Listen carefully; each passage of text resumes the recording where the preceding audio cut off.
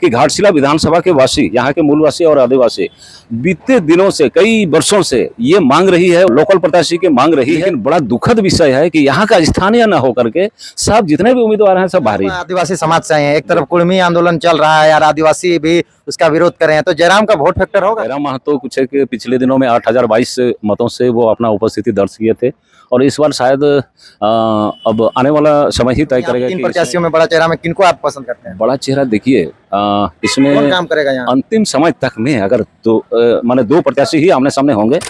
नमस्कार, जोहार। आज भैया मैं घाटशिला विधानसभा दौरा कर रहा हूँ, उसी बीच एक व्यक्ति मिले, मैं जा रहा था, इनसे एड्रेस पूछा कि हमें घाटशिला जाना है, ये बताएं, और इनसे पूछें कि घाटशिला उपचुनाव को लेकर कुछ जानकारी लेना चाहता हूं।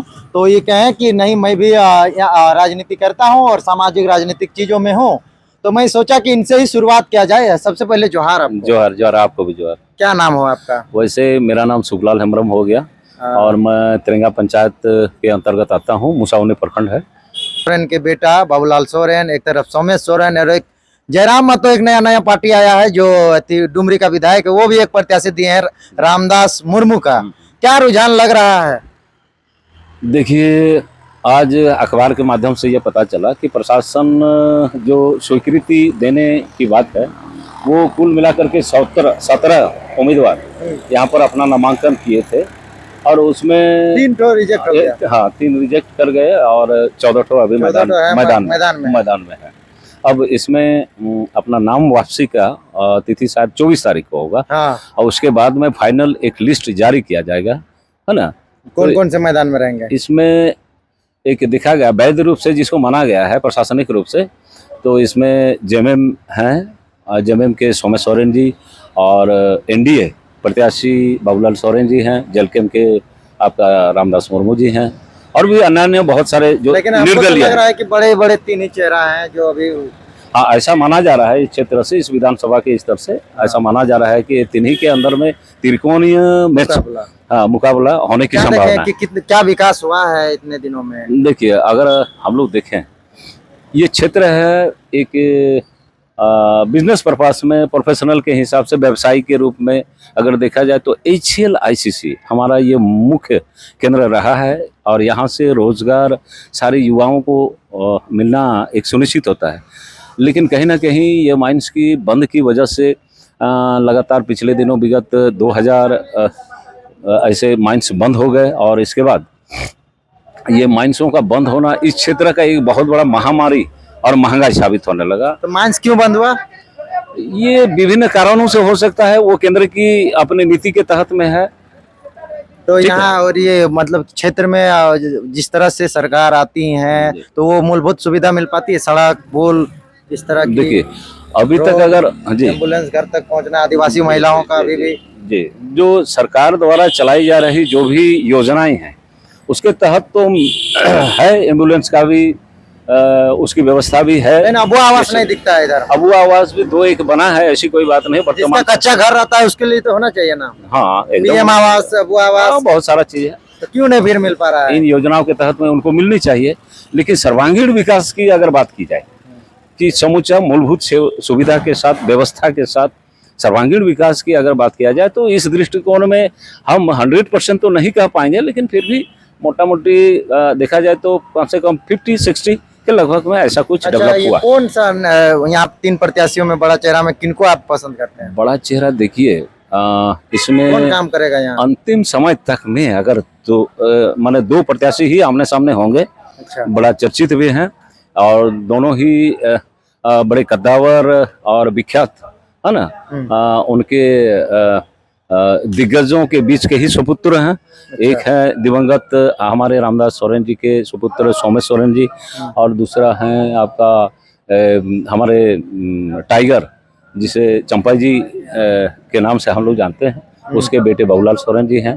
इन दोनों में ही टक्कर। और एक टाइगर जो वर्तमान में अभी जयराम महतो कर रहे हैं उनका? हाँ, जयराम महतो कुछ है कि पिछले दिनों में 8022 मतों से वो अपना उपस्थिति दर्ज किए थे और इस बार शायद अब आने वाला समय ही तय करेगा कि इसमें इजाफा होगा, है ना, उनकी वोटवृत्ति होगी। आप आदिवासी समाज से हैं, एक तरफ कुर्मी आंदोलन चल रहा है यार, आदिवासी भी उसका विरोध कर रहे हैं, तो जयराम का वोट फैक्टर होगा कुछ?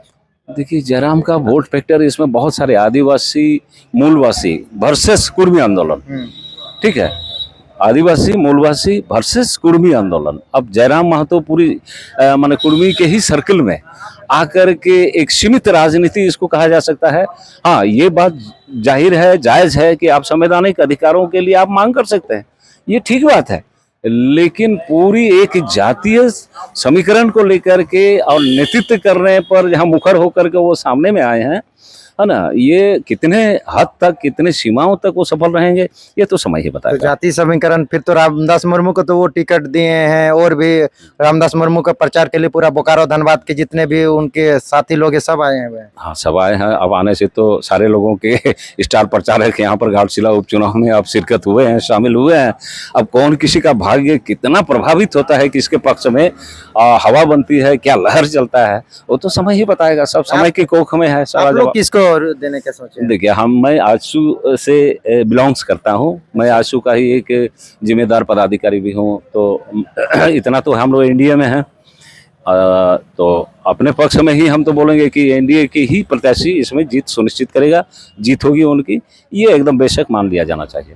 चलिए, तो ये कह रहे हैं कि आजसू की वोट ये पार्टी के हैं, और ये एनडीए की तरफ कह रहे हैं कि हम लोग वोट देंगे। लेकिन अच्छा, तीनों में से कौन है इसमें तीनों में से कौन अच्छा लगता है, उससे पहले हम अपने मन की बात थोड़ा सा सुनाना चाहेंगे इस आपके माध्यम से, कि घाटशिला विधानसभा में पिछले, हम 2000 के आगे की बात नहीं कहते हैं, लेकिन जिस दिन से झारखंड अलग प्रांत हुआ है, हमें झारखंड अलग मिला है 15 नवंबर 2000 को, वहां से लेकर के अभी 2025 तक आई है।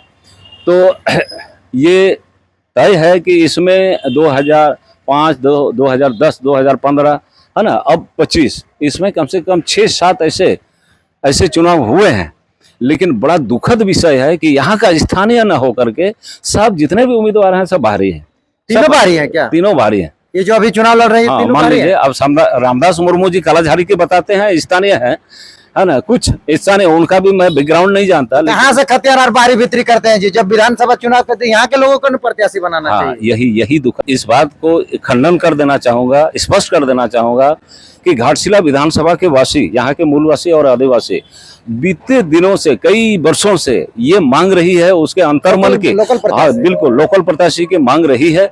और लेकिन ये दुर्भाग्य की बात है कि अब तक लोकल प्रत्याशी न होने की वजह से बहुत सारे लोग ऐसे जनवासी यहाँ पर हैं, यहाँ पर मूलवासी आदिवासी, वो अपने आप को ठगा महसूस करते हैं कभी कभी, और उसके जीत जाने के बाद उन लोग का घर जाना होता है, अब पता नहीं क्या होता है, पता नहीं क्या होता है। अब वर्तमान स्थिति को अगर देखा जाए तो अब भी आप देखेंगे कि यहाँ जो एनडीए की प्रत्याशी है वो भी हम लोग को थोड़ा सा बाहर लग रहे हैं।